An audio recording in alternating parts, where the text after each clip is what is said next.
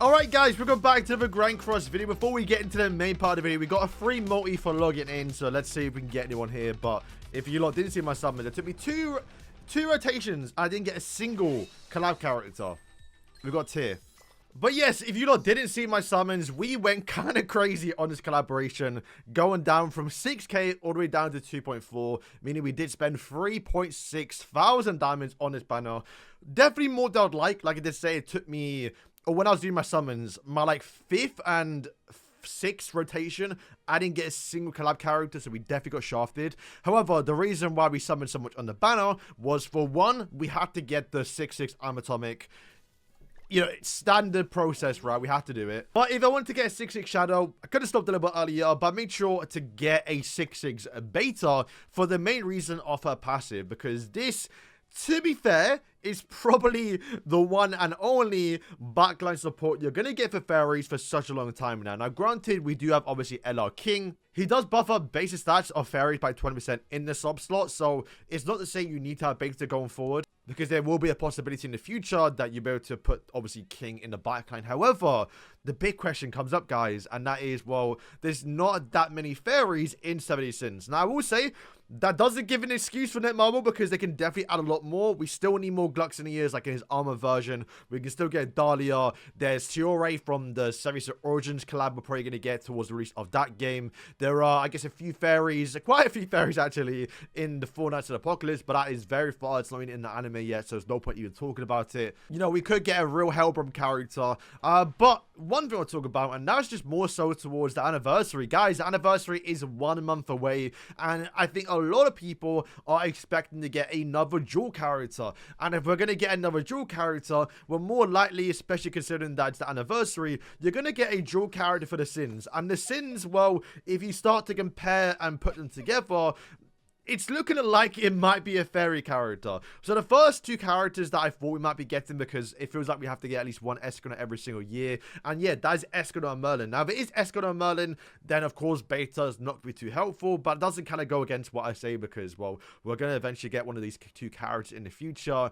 And that is Barn and Elaine. Barn and Elaine not only being human, but also a fairy, because obviously Elaine is a fairy, which means this Beta might be a go-to backline for, of course, that new festival character. However, like I did say, it is possible that if it is Barn and Elaine and not a King, then people are free to play, because you did get this King for free, especially the LR version. I think if you picked him, you can obviously use him in the sub slot as a substitute. But I can't lie and say that them dropping Beta 1 month before the anniversary is kind of telling towards me. But there's also another set of characters, and that is Diane and King. Diane and King, especially King entirely.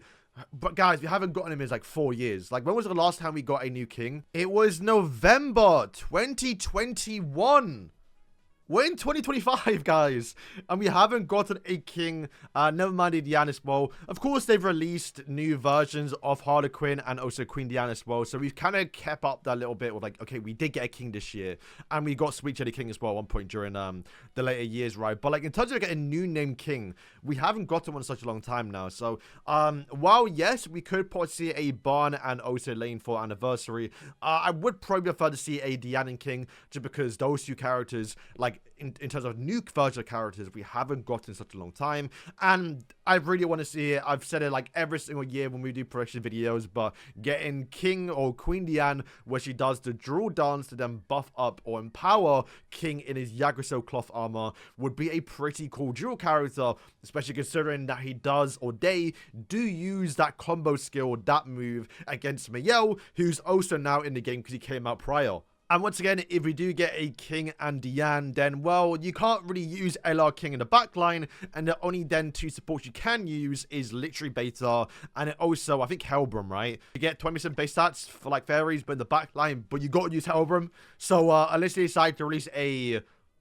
No, they've already released all 3 versions. We have blue, red, and green. Yeah, so, like, it's done for Hellbrom. You can't. So, yeah, literally the only backline you have is his Beta. But, yeah, man, I'm getting the same vibes I got with Ram, where you have to have this backline support if you plan to use fairies in the future. And I'll talk about it in the future a little bit in another video, but there's a possibility of, like, getting more fairies from collaborations now. Like, I think getting a new Amelia, where she's a fairy now, or at least an elf, because they're now classing elves as fairies. they spoke about a Death Note, so I'll definitely make a video about it, where they're now lowering the restriction. Before, at least this update, they were very, very strict about who goes in towards what clans. Oh, they call it clan now, rather than race. So yeah, they literally changed the wording. I mean, it's probably gonna be a minute before we see another Lancelot, but he always could do what he do, like how do you do at other festivals, where we just get a new version of Lancelot, or maybe get a relic or something, right? I think if anything, they might lean a little bit more in towards 4 knights with Lancelot, more so than fairies. But you know, once again, the dual races, man, they open up so much diversity, especially for the other races like fairies, because yeah, there aren't that many, right, as you can see. Okay, so we'll do a quick PP showcase of the character if you haven't seen her, because she's actually really good. In fact, this team right here kind of made the counter us with Rimuru. However, we have quite a lot. So she's normally the back line, but she can be used in the front a little bit. The drain is actually somewhat surprising. It's always bad to have on a character, but it is, you know, sometimes good, right? So what we do here is go into a single target. Could want to buff up Alpha, who then does more. She gets piercing swords, or whatever the buff is called. And then we'll also just buff up herself here, because he's probably got a Vayfood on. Probably still an AoE skill, but we'll just do... I think I should have done it with a single target. Yeah. 50% default stats, though, is crazy. Obviously, remove does buff remove. But if we kill Milan, you know, quick here, then we can just one-shot that remove next turn. And it takes him 2 turns to buff up, so he's not even fully maxed out yet. Otherwise, he probably rinsed through us. It's crazy how Rimuru still meta a little bit. So we still have the default stat buff on. I'm not sure we actually lost. I think it was one of them. There's so many I can't keep track. Look at that. Look at us. We just tanked so much. And then now, we can one-shot probably you, actually. If not, we'll do AoE first. This works, right? We do AoE. That then one-shots you. And because we then killed the actual Milan, she now has the regression immortality from the actual hell. And then we can just do a one-shot. Could do the Alpha, but I think we'll just do another Sid. Oh, we might get disabled, depending who's got the actual buff on. Oh, okay, the A we just killed. Alright, sick. Got rid of that Dragon Armor too. Oh yeah, now we got max buff for Alpha, but you can see, well, you gotta remember as well, Beta per buff is giving us attack rate stats. So we have got 6, so we got what? 6, 12, 18 on the Alpha. Oh, sorry, on the Shadow. And we got pretty much maxed out. So if we do one single target with Flash Cut, it's going to kill. But the thing is, though, Milan's got damage cap, and these two are immortal. So do you want to waste a tier 3? Probably not. Okay, unfortunately, they're dead. Hopefully doesn't kill her. Oh, wow, she does. Okay, well, she just rinsed through my team. Tier 3s as well, by the way. I mean, you got me. She does have the attack rate stat buff. We kill regardless. So we just do... Has she got time upgrades on the wrong person? Let's see.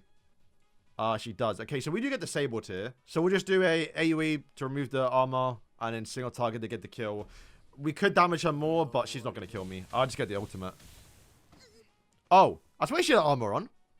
Oh, because she's still 1 HP. Oh, wow. All right, I always thought she's immortal. But yeah, if she's 1 HP and she takes 1 HP, she does actually die. That's crazy. I would say Beta is squishy, so obviously she will be relegated towards the backline more often compared to... Because you want Alpha up front. She does obviously have the damage cap, pretty good single target damage. Works really well right now with obviously Shadow and, of course, your Lancelot, for example. But once again, you never know how things could shake up when it comes towards a new Fairy Festival character coming out. Shadow and Alpha could be in and out a little bit, where obviously Beta will be obviously be in the backline, which is why I said yes. I think you should probably get 1 guaranteed copy of her. So, yeah, guys, I'm going to wrap up the video. You know, it's not to say go crazy on her and 6xer because the banner is probably not worth it. It's just really, really bad. But I do think getting 1 copy of her is kind of enough for the passive. Of course, if you do want to dupe her out, do remember she does only get not only more CC, which is good to start first because that's obviously important, but the attack rate stat buff she does buff up for your team does go a long way to make the characters a lot better, especially from the backline, right? She does go from 4% all the way up to 6%. Not too much of an increase, but you got to remember that's per buff, right? So that goes from a max of from 24% up to 36%. And that's sometimes enough to make a big difference, right? But as you can see, the dupes don't matter until 4-6. So, yeah, if you get lucky, you get a 4-6. Hey, all power to you, right? But I wouldn't chase unless you really like the character, you really like fairies, and you see the potential in the future. So, yeah, guys, thank you for watching the video. And, yeah, peace.